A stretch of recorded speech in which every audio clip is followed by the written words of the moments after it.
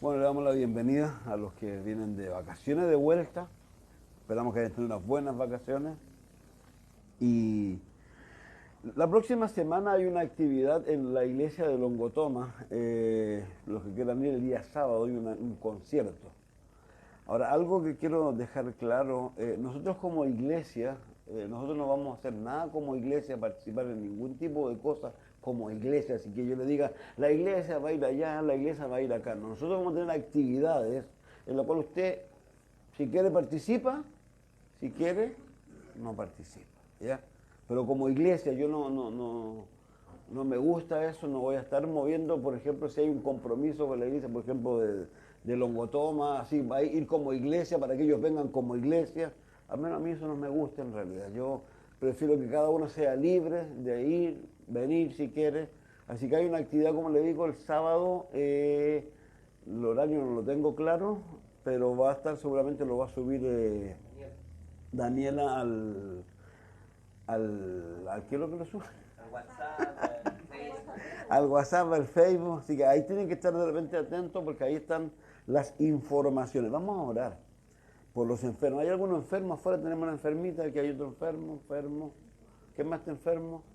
De la enfermedad que sea. El hijo de la Danisa no, el Alexander. Aquí hay dos Alex, aquí hay otro Alex ahí también. Ahí ya, vamos a orar. Amado Dios, te damos gracias. Primero que nada por darnos la fe. Señor, ruego yo en esta hora que tu misericordia se extienda sobre nosotros, Señor. Apelamos a lo que conocemos, apelamos a lo que tú nos has enseñado. Señor, disfruto cuando tu palabra nos cuenta de que la sombra de Pedro, Señor, era la que hacía sanidades, Señor. Disfruto cuando dice que la gente se acercaba y tocaba tu manto, Señor. Dice que eran sanados, Señor. Disfruto cuando dice que tu palabra llevaba los paños, Dios, del apóstol Pablo, Señor, o traían y eran sanados, Señor.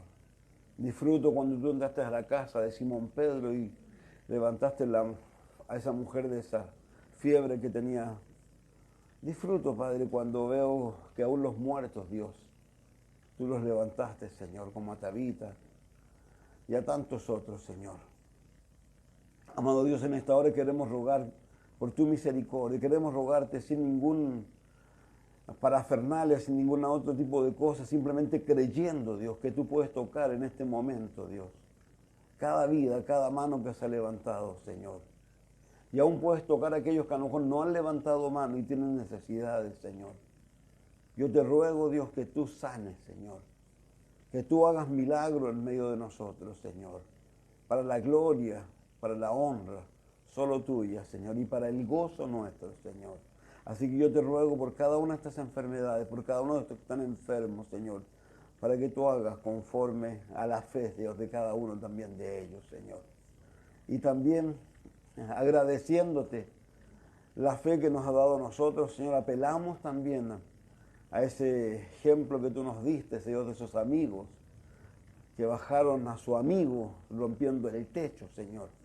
Y tú dijiste que la fe de ellos, ni siquiera hablaste de la fe del enfermo, Señor, sino la fe de ellos, Señor. Apelamos a eso también, Señor. Creemos de que tú eres poderoso para hacer lo que quieras, Señor. Así que te lo pedimos esto y te lo agradecemos en el nombre de Jesús. Amén. Bien, el libro que estamos estudiando, alguien para sorpresa mía, hace pocos días me hizo una pregunta, como diciéndome, oiga, ¿dónde, cuándo? El libro, ya lo hemos dicho, el libro Apocalipsis es un libro profético. Es un libro que recibe el apóstol Juan aproximadamente en el año 95. Él, con la edad de 95 años, es el último de los apóstoles vivos. Ha sido trataron de asesinarlo en una olla de aceite hirviendo. No pudieron y lo abandonaron en una isla llamada Patmos, como dice el capítulo 1. Y allí es donde él recibe esta revelación. Fue llevado al cielo, dicen algunos, y él recibe esta revelación. Y algo muy importante a él, esta revelación, se le hace manifiesto cuál es la forma en que él debe enseñar y en que él debe aplicar este libro. Y está en el capítulo 1, versículo 19, por favor, para volver a reiterarlo, porque es muy importante eso para poder interpretar este libro, si no se puede decir cualquier cosa. Dice, escribe las cosas que has visto, las que son y las que han de ser después de esta. Esa es la forma en que el libro tiene que ser estudiado. Escribe las cosas que has visto, es el capítulo 1, es la revelación de Jesucristo. El libro en sí habla de Jesucristo. El capítulo 2 y el capítulo 3 está las cosas y las que son. Nosotros estamos viviendo en esa época. ¿Por qué razón? Porque si miramos las cosas que son, que comienza con el capítulo 2, que comienza con la iglesia de Éfeso y termina con la iglesia de la Odisea, esa es la historia de la iglesia, la historia de alguna manera también de la humanidad que está ligada a la iglesia desde la época en que la iglesia comienza. No se olvide que la iglesia comienza con el primer sermón del apóstol Pedro en el libro de los Hechos. A Pedro el Señor le dijo algo muy simple, le dijo, hablando de lo que él iba a hacer, que él iba a tener las llaves. Ahora no es como lo miran algunos, sino que él iba a ser la persona que Dios iba a usar para abrir la iglesia y el evangelio no solo a los judíos, sino a los gentiles. No se olvide que la iglesia originalmente era solamente de judíos. Usted en el libro de los Hechos va a encontrar solamente judíos. Pero en el capítulo más adelante, en el libro de los Hechos, vemos al apóstol Pedro que ha tenido que ir a un lugar, ¿no es cierto?, producto de que hay una necesidad, y va a la casa de un hombre llamado Simón el curtidor. Y en ese lugar él dice que va y ora, ¿no es cierto?, sube al tercer piso o al segundo piso de esas casas típicas de los judíos que no tenían como nuestras casas mediterráneas que se llaman, y tiene ahí está orando y él recibe un éxtasis o recibe una visión. Y en esa visión a él se le dice, ¿no es cierto?, porque hay un gran paño con animales inmundos y le dice mata y come, y él dice que no. 3 veces se le dice eso. Y se le dice que nos llame inmundo lo que Dios de alguna manera ha santificado. Y ahí se le avisa a él que van a venir unas personas a buscarlo a él. Y esas personas son los enviados que ha enviado, valga la redundancia, Cornelio, que ha tenido una revelación también propia a él. Él ha estado en oración y Dios le ha dicho a él lo que tiene que hacer para que a él se le tiene que anunciar el evangelio. Entonces, y ahí va el apóstol Pedro, ¿no es cierto?, y predica a estas personas, y mientras predica a estas personas, lo que dice el libro es que el Espíritu Santo bajó sobre ellos. Digamos, la misma experiencia que tuvo la iglesia, o los 120 en el capítulo 1, ahora lo tienen los gentiles en este otro libro, en este otro capítulo del libro de los Hechos. Entonces ahí el apóstol abre ya la iglesia tanto a los gentiles o a los judíos como a los gentiles. Y allí comienza la iglesia.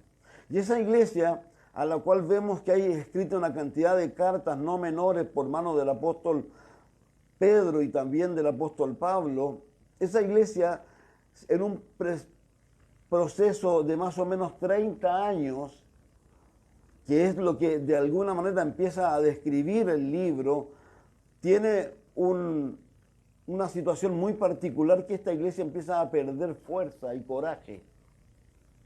Entonces, por eso se dice que ese libro, o ese capítulo 2 y ese capítulo 3, hablan de la historia de la iglesia.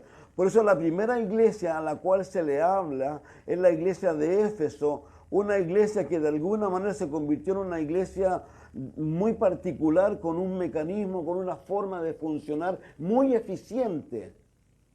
Pero lamentablemente ella comenzó a hacer las cosas producto de ese mecanismo, de esa función, de esa actividad, pero ya no había un mover de Dios, no había un amor por Dios, no lo hacían por Dios, lo hacían simplemente porque ellos estaban acostumbrándose a esa maquinaria. Y esto, ¿sabe qué? No es menor.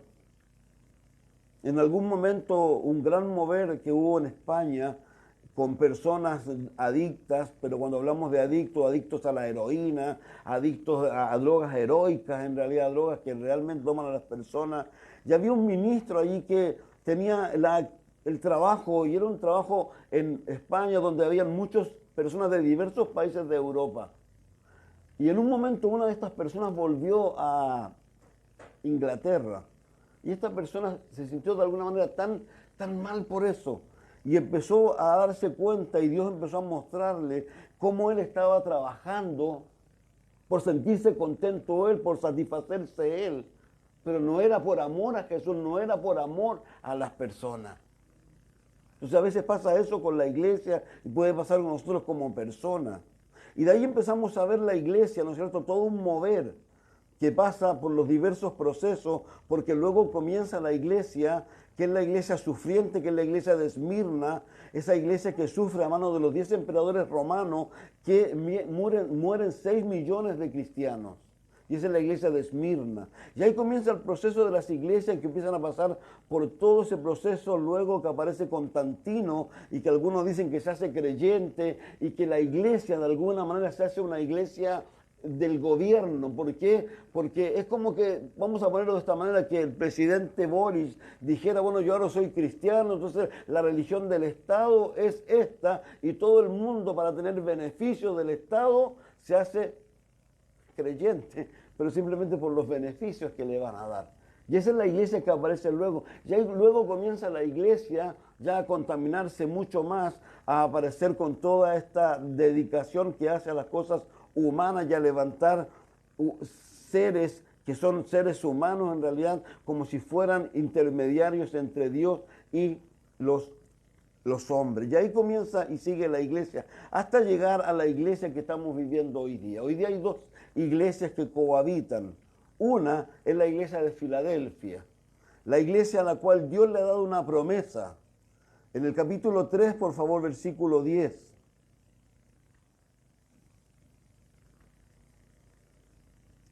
Y es una promesa no menor. Voy a leer el 8, dice: yo conozco tus obras, he aquí he puesto delante de ti una puerta abierta, la cual nadie puede cerrar, aunque tienes poca fuerza, has guardado mi palabra, no has negado mi nombre. He aquí, yo entrego de la sinagoga de Satanás a los que dicen ser judíos y no lo son, sino que mienten. He aquí que yo haré que vengan, se postren a tus pies y reconozcan que yo te he amado.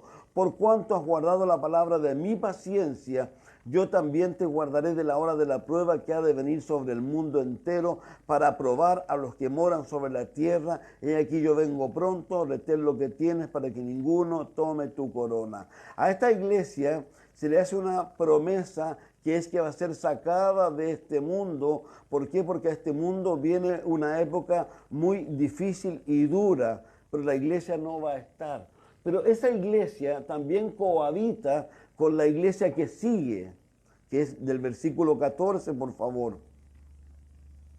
Dice: escribe al ángel de la iglesia en la Odisea. He aquí el amén, el testigo fiel y verdadero, el principio de la creación, dice esto: yo conozco tus obras, que no eres frío ni caliente. Ojalá fuese frío o caliente, pero por cuanto eres tibio y no frío ni caliente, te vomitaré de mi boca. Porque tú dices: yo soy rico, me he enriquecido, de ninguna cosa tengo necesidad. Y no sabes que tú eres un desventurado, miserable, pobre, ciego, desnudo. Por tanto, yo te aconsejo que de mí compres oro refinado en fuego para que seas rico, y vestiduras blancas para vestirte, y no se descubra la vergüenza de tu desnudez. Unge tus ojos con colirio para que veas. Yo reprendo y castigo a todos los que amo. Sé pues celoso y arrepiéntete. Y aquí yo estoy a la puerta y llamo. Si alguno oye mi voz, abre la puerta, entraré a él, cenaré con él y él conmigo. El que venciere, le daré que se siente conmigo en mi trono, así como yo he vencido y me he sentado con mi Padre en su trono. El que tiene oído, oiga lo que el Espíritu dice a las iglesias. Cuando uno ve estas cosas, uno puede entender el por qué el apóstol Pablo tiene en alguna ocasión que referirse de la manera en que se refiere cuando a los tesalonicenses en el capítulo 5 le dice acerca de los tiempos y de las ocasiones: no tenéis necesidad, hermanos, de que yo os escriba, porque vosotros sabéis perfectamente que el día del Señor vendrá así como ladrón en la noche. Que cuando digan paz, seguridad, entonces vendrá sobre ellos destrucción repentina, como los dolores a la mujer encinta, y no escaparán. Mas vosotros, hermanos, no estáis en tiniebla, para que aquel día os sorprenda como ladrón. Porque todos vosotros sois hijos de luz e hijos del día. No somos de la noche ni de las tinieblas. Por tanto, no durmamos como los demás, sino velemos, seamos sobrios. Pues los que duermen de noche duermen, y los que se embriagan de noche se embriagan. Pero nosotros somos del día, seamos sobrios y habiéndonos vestidos con la coraza de fe y de amor y con la esperanza de salvación como yelmo.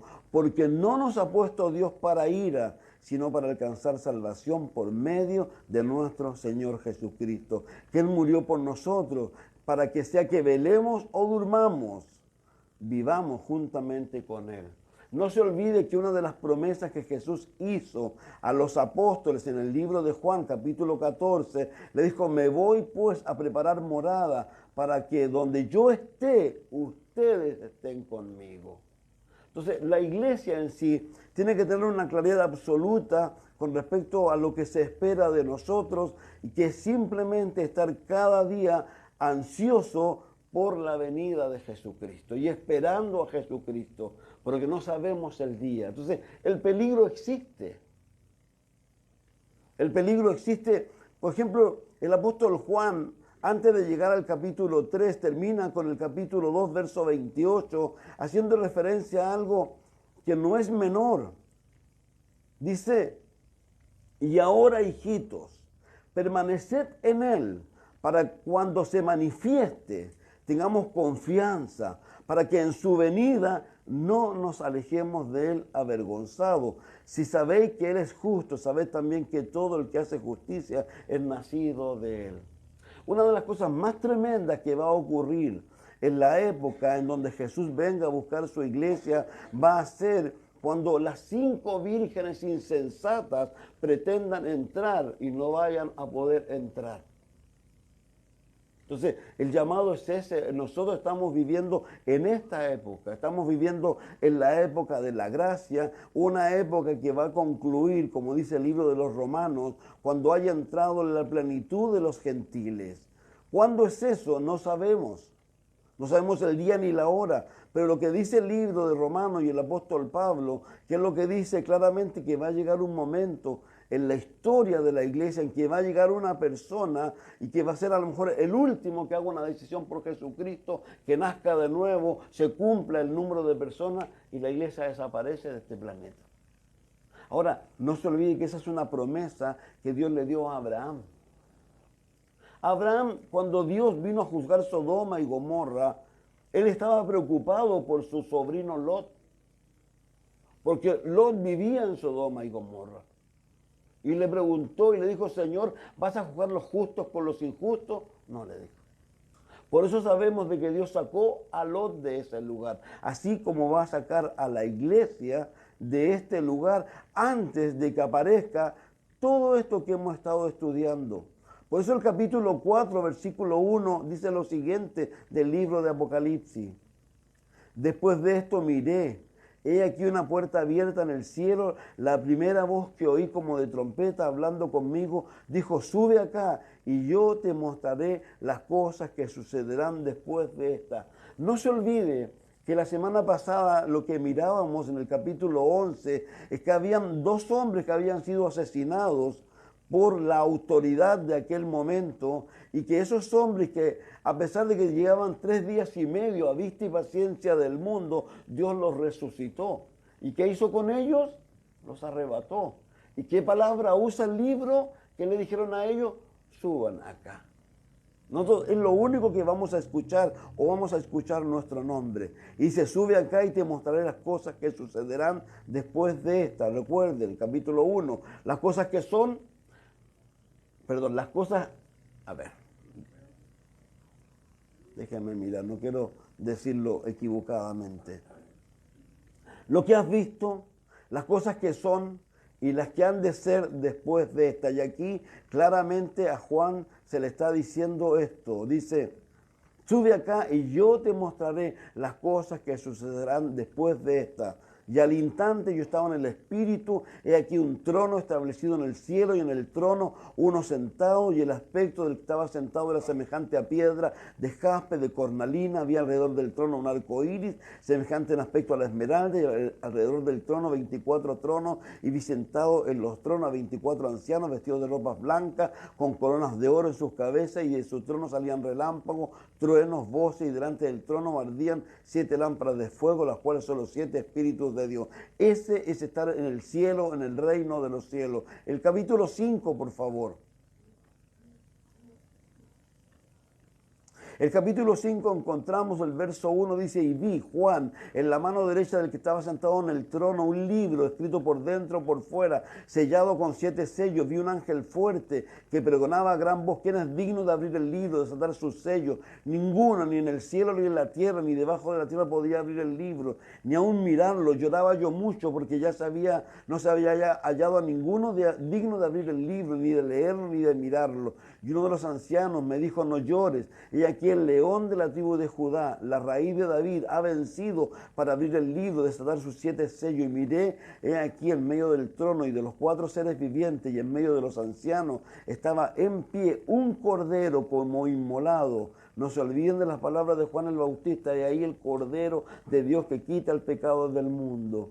Y 7 ojos, los cuales son los 7 espíritus de Dios enviados por toda la tierra. Vino, tomó el libro de la mano derecha del que estaba sentado en el trono, y cuando hubo tomado el libro, los 4 seres vivientes, los 24 ancianos se postraron delante del cordero. Todos tenían arpas, copas de oro llenas de incienso, que son las oraciones de los santos, y cantaban un nuevo cántico diciendo, digno eres de tomar el libro, de abrir su sello, porque tú fuiste inmolado con tu sangre, nos has redimido para Dios de todo linaje, lengua, pueblo y nación, y nos has hecho para nuestro Dios reyes y sacerdotes, y reinaremos sobre la tierra. Y miré y oí la voz de muchos ángeles alrededor del trono, y de los seres vivientes y de los ancianos, y su número era de millones, que decían a gran voz, el cordero que fue inmolado es digno de tomar el poder, la riqueza, la sabiduría, la fortaleza, la honra, la gloria y la alabanza, y a todo lo creado que está en el cielo y sobre la tierra y debajo de la tierra y en el mar, y todas las cosas que en ellos hay.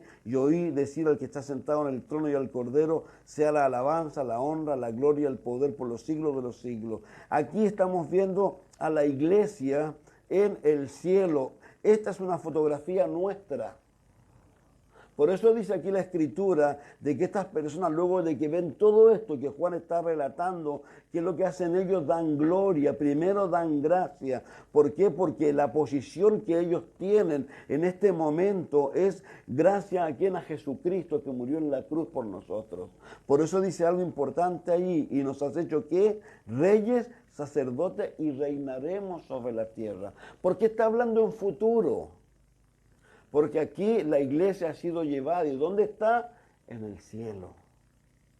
Una de las cosas que la semana pasada, no sé si la mencioné, vayamos al capítulo 11, por favor.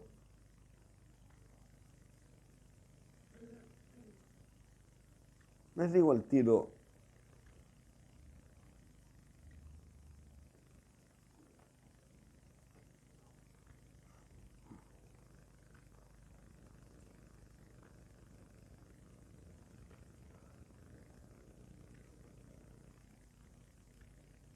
Ya. El versículo 18, por favor.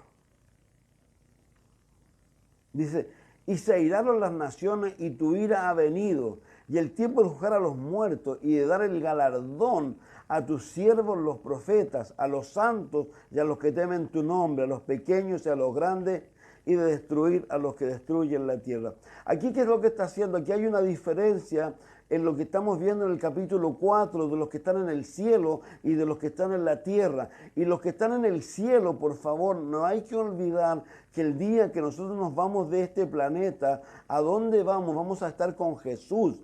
Pero algo muy importante, Romanos capítulo 14, por favor. Para que más o menos tengamos claro todo lo que va a acontecer con cada uno de nosotros. Dice versículo 10 del Romanos 14. ¿Esto dónde va a ocurrir? Va a ocurrir luego que nos vayamos a estar con Cristo y luego vamos a mirar en Primera de Corintios 2 lo que se llama el tribunal de Cristo. Dice, pero tú, ¿por qué juzgas a tu hermano? O tú también, ¿por qué menosprecias a tu hermano? Porque todos compareceremos ante el tribunal de Cristo, porque escrito está, vivo yo, dice el Señor, que ante mí se doblará toda rodilla, toda lengua confesará a Dios, de manera que cada uno de nosotros dará a Dios cuenta de sí. Así que ya no nos juzguemos más los unos a los otros, sino más bien decidir no poner tropiezo u ocasión de caer al hermano. Entonces, nosotros nos vamos de este planeta, ¿no es cierto? Cuando vayamos arriba, vamos a ir al lugar que aquí el apóstol Pablo lo llama el tribunal de Cristo. Y ahí el Señor nos va a llamar, ¿para qué? Para probar todo lo que hicimos mientras fuimos creyentes, si realmente esas cosas las hicimos motivados por el amor o por otra cosa.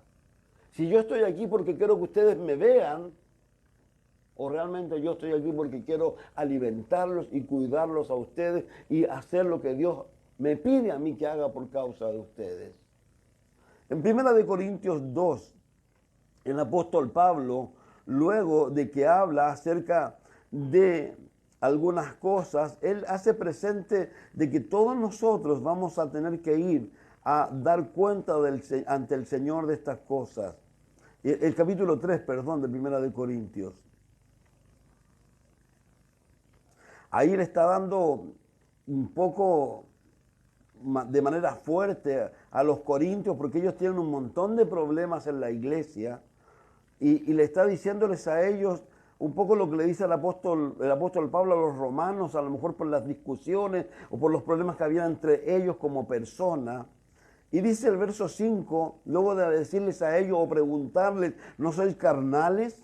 ¿Qué pues es Pablo? ¿Qué es Apolo? Servidores por medio de los cuales habéis creído, y eso según lo que a cada uno concedió el Señor. Yo planté, Apolo regó, el crecimiento lo ha dado Dios. Así que ni el que planta es algo, ni el que riega, sino Dios que da el crecimiento. Y el que planta y el que riega son una misma cosa, aunque cada uno recibirá su recompensa conforme a su labor. Reitero, me gusta 1 Corintios 15, 58, donde el apóstol habla de la resurrección. Pero lo que más dice ahí él, a ver, no lo quiero parafrasear en realidad, porque son palabras demasiado importantes. Y sobre todo para los días que vivimos, que no son días buenos, que son días donde mucha gente lamentablemente se decae y deja de hacer lo que tiene que hacer. El capítulo 15, verso 58, luego de dar ya claridad a que Cristo resucitó y que nosotros vamos al cielo y todo lo que Él ha hecho por nosotros, dice, así que, con respecto a todo lo anterior, hermanos míos, amados, estad firmes, constantes, creciendo en la obra del Señor, siempre sabiendo que vuestro trabajo en el Señor no es en vano. Si yo vuelvo a lo que estoy leyendo en 1 Corintios 3, ¿qué es lo que nos dice? Cada uno, ¿no es cierto? Dice, y el que riega son una misma cosa, así, aunque cada uno recibirá su recompensa conforme a su labor, porque todos nosotros somos colaboradores de Dios, vosotros sois labranza de Dios, edificio de Dios, conforme a la gracia de Dios que me ha sido dada. Yo como perito arquitecto puse el fundamento, otro edifica encima, pero cada uno mire cómo sobreedifica. Porque nadie puede poner otro fundamento que el que está puesto, el cual es Cristo. Y si sobre este fundamento alguno edificare oro, plata, piedras preciosas, madera, heno, hojarasca, la obra de cada uno se hará manifiesta, porque el día la declarará. Pues el fuego será revelado, por el fuego será revelada, y la obra de cada uno, cual sea el fuego, la probará. Si permaneciere la obra de alguno que sobreedificó, recibirá recompensa. Si la obra de alguno se quemare, él sufrirá pérdida, si bien él mismo será salvo, aunque así como por fuego. Algo muy importante, y lo he dicho muchas veces, la salvación es un regalo. se nos invita a permanecer en Cristo, pero también se nos invita, tal como dice ahí 1 Corintios 15, 58, a ser personas que entendemos cuál es nuestra labor en este mundo. A pesar de que no seamos pastores, a lo mejor que no seamos ancianos, no sé, que alguna cosa, eso no significa que usted no tiene una labor en este mundo. Usted y yo tenemos la misma labor en este mundo. ¿Saben cuál es? Ser luz y ser sal. Usted y yo somos igual de importantes. ¿Por qué? Porque el mundo nos está mirando a nosotros. Entonces, esto es tremendamente importante. ¿Por qué? Porque estamos aprendiendo acerca de un libro que nos habla cómo se van a ir desarrollando las cosas para llegar a un momento en donde Jesús se va a tomar y se va a llevar su iglesia.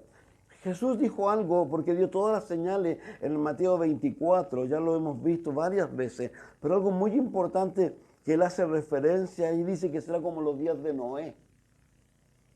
Los días de Noé están en el Génesis capítulo 6, que dice que el corazón del hombre era malo.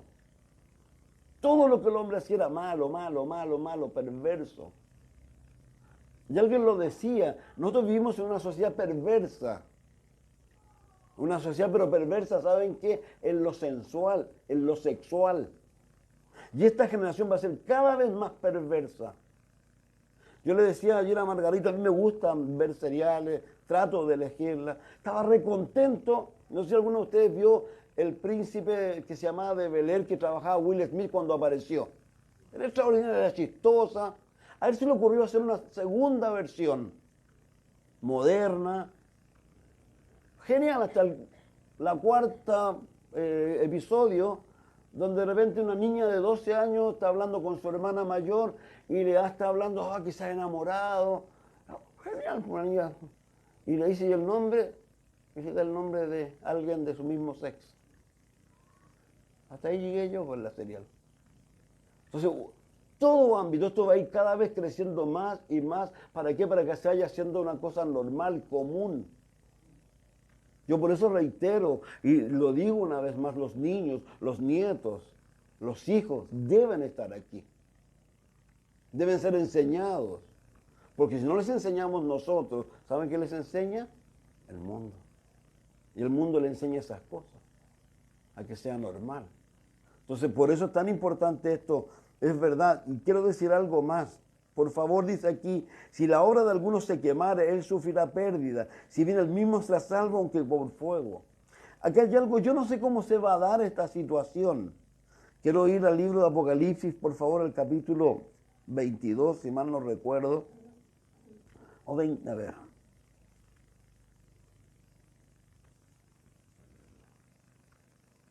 Capítulo 21, en realidad, cuando ya empieza el reino eterno. El reino eterno se caracteriza por algo muy particular. Luego de que viene, ¿no es cierto?, el tabernáculo de Dios. Y dice el versículo 4, enjugará Dios toda lágrima de los ojos de ellos, ya no habrá muerte, no habrá llanto, no habrá clamor ni dolor, porque las cosas primeras pasaron. ¿Saben? Algunos siempre difieren mucho conmigo con respecto a esto. Yo no creo que ninguna persona que llegue al rapto de la iglesia sea llevado al cielo y en el cielo pase al tribunal de Cristo y salga del tribunal de Cristo sin ninguna cosa a su favor, salga feliz. Yo creo que muchos van a llorar ahí. ¿Sabe por qué van a llorar? De darse cuenta que su vida en Cristo no fue nada. Es salvo porque creyó en Jesucristo, porque la salvación es un regalo, pero como individuo, como persona, como alguien que podía haber aportado mucho en la obra de Cristo, no hizo nada.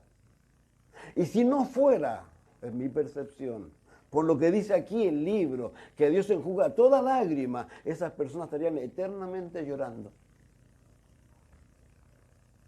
Por eso reitero lo que dije, me paré un poco, yo a veces siento lo que Dios pone en mi corazón y por eso digo estas cosas.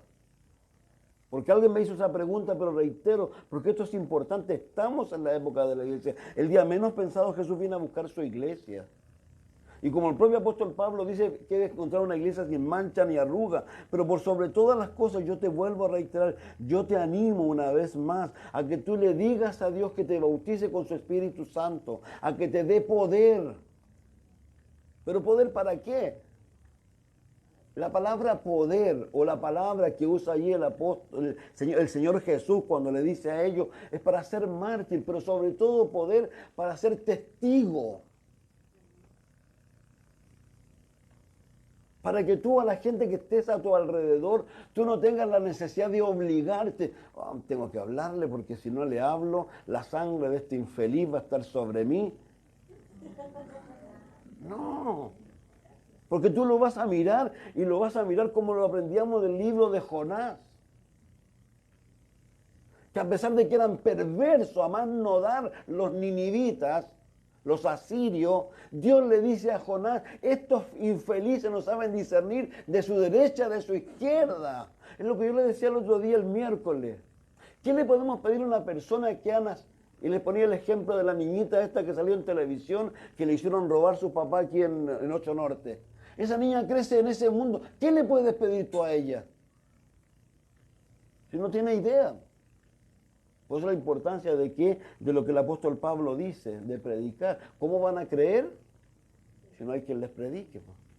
¿Y quién les va a predicar? Tú tienes que predicarles, yo tengo que predicar. Primero con el ejemplo y segundo, rogándole a Dios que me dé ese poder. Y como yo alguna vez lo he dicho, para hablar de corazón a corazón, no de boca a boca, no de mente a mente, sino de corazón. Que la gente diga, oh, usted me habla, sabe, usted me habla y me siento... ¿No le ha pasado eso, no? De eso se trata esto. Y reitero, y quiero decirle una vez más lo que dice el apóstol Pablo allí. Lo dice, por favor, voy a leerlo nuevamente, porque es muy importante y reitero, son muchas las situaciones que nos toca vivir, pero como dice el apóstol Pablo, ni la vida, ni la muerte, ni el principado, ni potestades, ni los gobernadores de estas tinieblas, ni huestes espirituales de maldad, nada me puede separar del amor de Dios que en Cristo Jesús. Nadie debería tener el poder suficiente para que yo deje de seguir a Jesucristo. Yo debiera ser capaz de sufrir, como el mismo apóstol Pablo lo dice. El apóstol le dice a Timoteo, todos los que quieren vivir piadosamente sufrirán persecución. En el libro de los Hechos dice que algunos entrarán al reino de los cielos a través de muchas tribulaciones. Lamentablemente, muchos creyentes es la única forma de que no se conviertan en tibios. Es la única forma en donde Dios les parece que los mantiene vivos, en disciplina constante. Pero reitero las palabras del apóstol Pablo. Así que, hermanos míos, amados, estad firmes, constantes, creciendo en la obra del Señor siempre, sabiendo que vuestro trabajo en el Señor no es en vano. ¿Por qué? Apocalipsis 19, por favor. ¿Para qué está preparando el Espíritu Santo a la iglesia, a la novia? En la medida de lo posible vamos a tratar de subir, bueno, no sé si se podrá. Hay una película nueva que es de la iglesia de Capilla Calvario nuestra, aparecen nuestros pastores, aparece Jack Heath, el pastor de Miami, y una película muy linda acerca de la boda del novio, de la novia, y cómo todo lo que hay ahí representado con este tipo de cosas. Y dice el versículo 7, gocémonos y alegrémonos y démosle gloria, porque han llegado las bodas del Cordero y su esposa se ha preparado, y a ella se le ha concedido que se vista de lino fino, limpio y resplandeciente, porque el lino fino es las acciones justas de los santos, los premios, las recompensas. Por eso el apóstol Pablo dice, cuando él se va a morir, sabe que va a morir, dice, me espera la corona de justicia. Él sabe lo que Dios tiene para él. Entonces, amados hermanos, de eso se trata este libro que estamos aprendiendo, que estamos mirando, es un libro que nos habla del amor de Dios, pero también nos habla de cómo se van a ir desarrollando las cosas. La iglesia ya desapareció en el capítulo 4 y capítulo 5. En el capítulo 6 aparece el anticristo y ahí se empiezan a dar una serie de cosas. Aquí en el capítulo 12, por favor, dice, Apareció en el cielo una gran señal, una mujer vestida del sol, con la luna debajo de sus pies y sobre su cabeza una corona de 12 estrellas, y estando encinta, clamaba con dolores de parto en la angustia del alumbramiento. También apareció otra señal en el cielo, de aquí un gran dragón escarlata, que tenía 7 cabezas, 10 cuernos, y en su cabeza 7 diademas, y su cola arrastraba la tercera parte de las estrellas del cielo. Y las arrojó sobre la tierra, y el dragón se paró frente a la mujer que estaba para dar a luz, a fin de devorar a su hijo tan pronto como naciese. Y a ella le dio a luz un hijo varón, el cual regirá con vara de hierro a todas las naciones, y su hijo fue arrebatado para Dios y para su trono. Y la mujer huyó al desierto, donde tiene lugar preparado para que allí la sustenten por 1260 días. Después hubo otra gran batalla en el cielo. Miguel y sus ángeles luchaban contra el dragón, y luchaban el dragón y sus ángeles, pero no prevalecieron, ni se halló ya lugar para ellos en el cielo, y fue lanzado fuera el gran dragón, la serpiente antigua, que se llama Diablo y Satanás, el cual engaña al mundo entero, y fue arrojado a la tierra, y sus ángeles fueron arrojados con él. Entonces oí una gran voz en el cielo que decía: ahora ha venido la salvación, el poder y el reino de nuestro Dios y la autoridad de su Cristo, porque ha sido lanzado fuera el acusador de nuestros hermanos, al que los acusaba delante de nuestro Dios día y noche, y ellos le han vencido por medio de la sangre del Cordero y de la palabra del testimonio de ellos, y menospreciaron sus vidas hasta la muerte.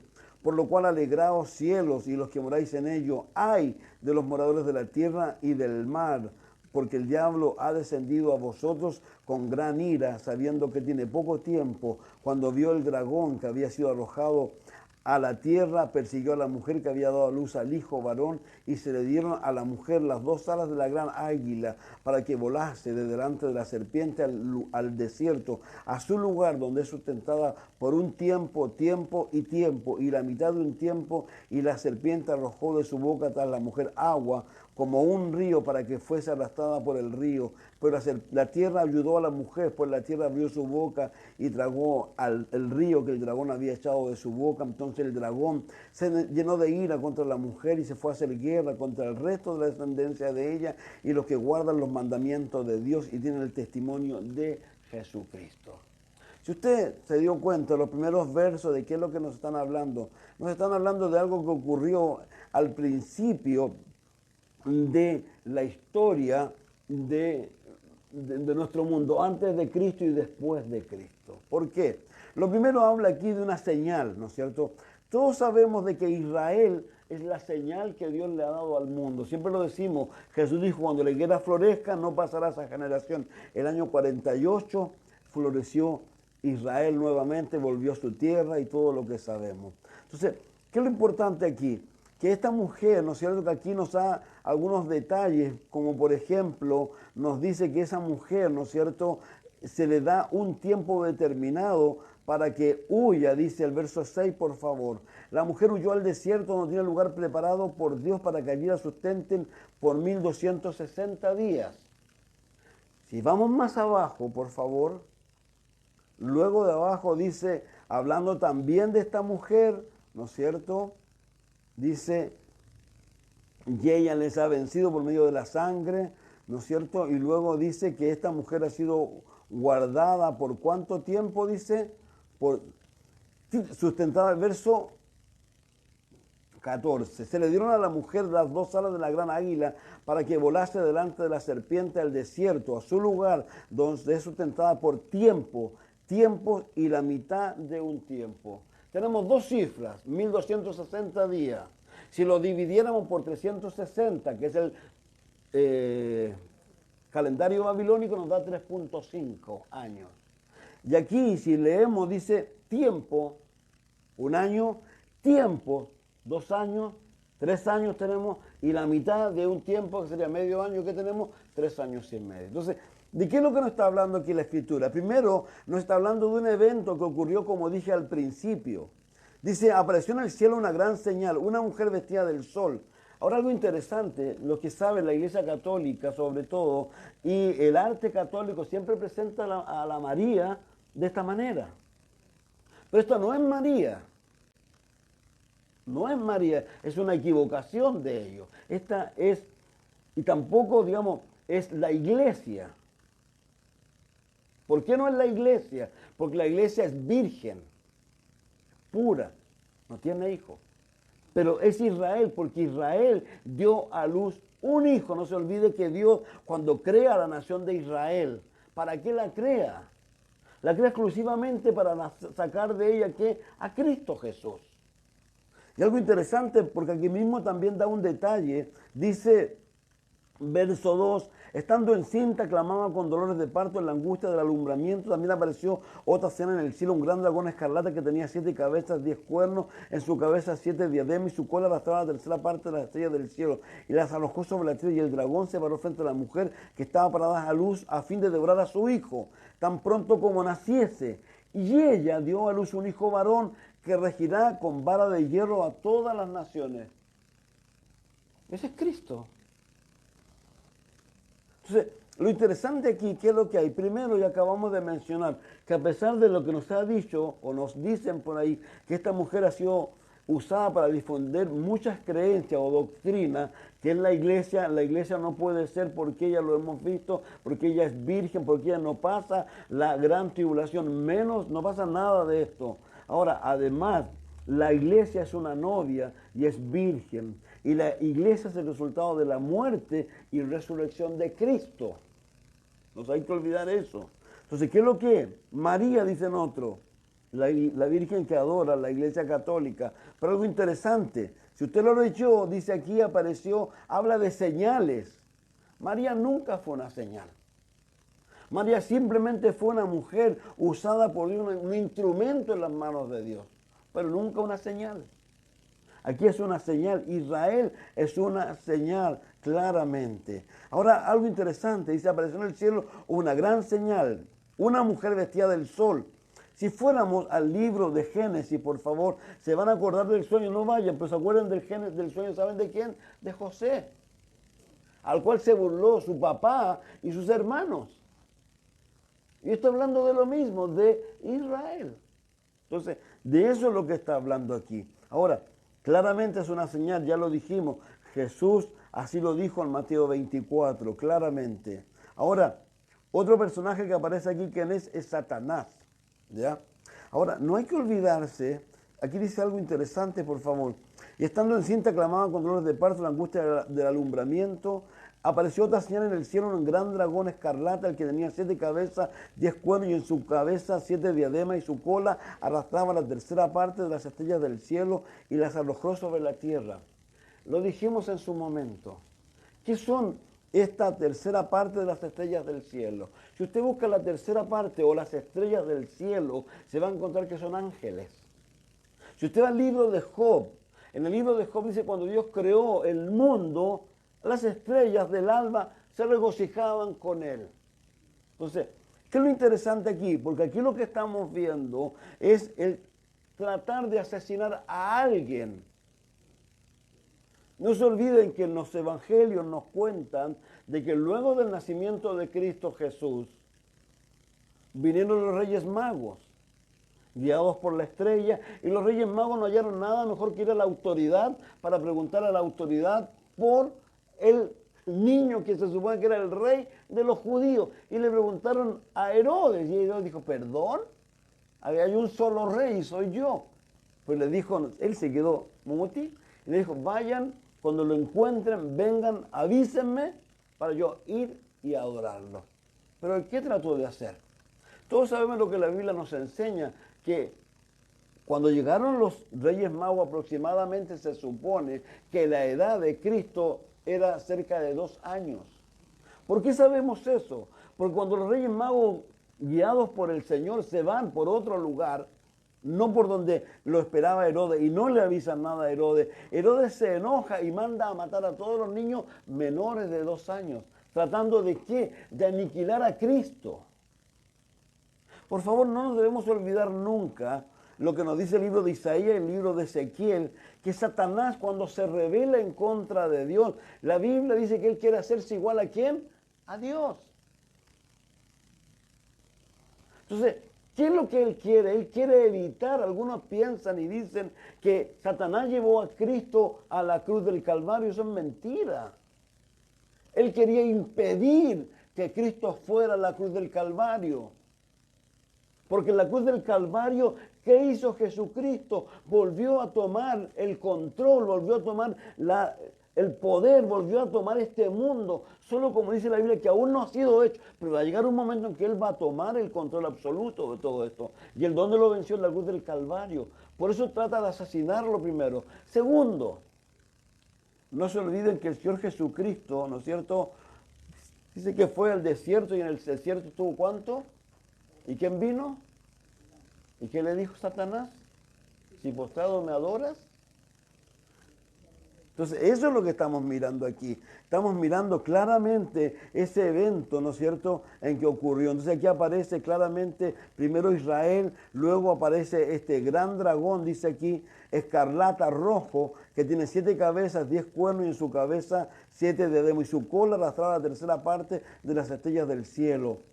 Algo interesante con esto, en algún momento lo hemos dicho, Satanás es muy tremendo. El apóstol Pablo le dice a ellos que él habla él es estratega, él tiene una sagacidad muy grande para engañar a las personas. Por eso en el libro de 2 de Corintios 11, el apóstol Pablo le dice a los corintios, temo que Satanás os haya engañado como engañado a Eva y los haga a ustedes apartar de su sincera fidelidad de Cristo. Tenemos que tener un cuidado muy grande y lo hemos dicho muchas veces, por favor, la única fuente que nosotros tenemos para poder guiarnos es la palabra de Dios. No hay otra cosa. Esas personas que piensan y no sé lo que me habló el corazón. El corazón, dice Jeremías, que es engañoso. Dice el Señor Jesús que del corazón, ¿qué es lo que salen? Los malos pensamientos. O sea que la única defensa que tú y yo tenemos en contra de Satanás es la palabra de Dios. No debemos ignorarla. Por eso él siempre va a tratar de torcer la palabra de Dios. Por eso el apóstol Pablo dice, nadie os engañe con palabras vanas. No, tranquilo, si no es para tanto. Si esto es para tanto. Aquí hay una sola forma de caminar, mis amigos y mis hermanos. ¿Cuál es? Llenos del poder de Dios. No hay otra forma. Aquí no pueden haber medias tintas. Nosotros tenemos que estar entregados en forma absoluta al Señor y cumplir de alguna manera lo que Él ha dicho cuando Él dijo, no tendrás dioses ajenos delante de mí. Juan dice en primera de Juan, hijitos, guardaos ¿de qué? De los ídolos. ¿Sabes lo que es un ídolo? Cualquier cosa que para ti es más importante que Dios. Y yo reitero, puede ser un hijo, puede ser una hija, puede ser un trabajo, una casa, una posición. Reitero lo que dije, no debiera haber nada que sea tan potente para que a mí me aleje de Dios. Satanás, esta semana no lo vamos a alcanzar a mirar, pero él es un artífice en el engaño. Piensen por favor, verso 4, dice, y su cola arrastraba la tercera parte de las estrellas del cielo. Voy a poner un número, 1.000.000. ¿Qué es lo que sería la tercera parte? Si lo dividimos en 3, estamos hablando de 300.000 más o menos. Él logró convencer a 300.000 ángeles para que lo siguieran a él. Y se convirtieron en demonios. Entonces, creo que es tremendo cuando la Biblia nos habla claramente y por qué el Señor Jesús fue tan severo con los religiosos de su época, porque lamentablemente la religión de la época de Jesús no tenía nada que ver con Dios. Nada que ver con Dios. Acuérdense que ellos pensaban que sí. Y ellos le dicen a Jesús, tenemos a Abraham por padre. Y él dice, perdón, si Abraham realmente fuera vuestro padre, harían ustedes las obras de Abraham. Debe haber sido tremendo, debe haber sido una verdadera bofetada para ellos cuando él les dijo, ¿saben qué? El papá de ustedes, ¿saben quién es, no? El diablo.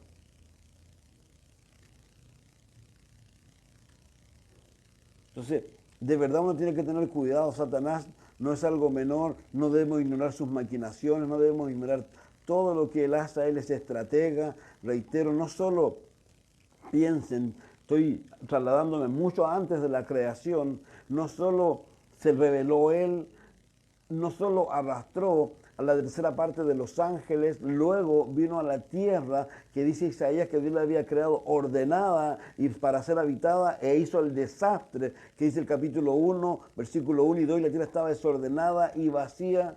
Y no solo con eso, luego que Dios vuelve a reordenar todo y pone al hombre y a la mujer allí, viene y engaña ¿a quién? A Eva.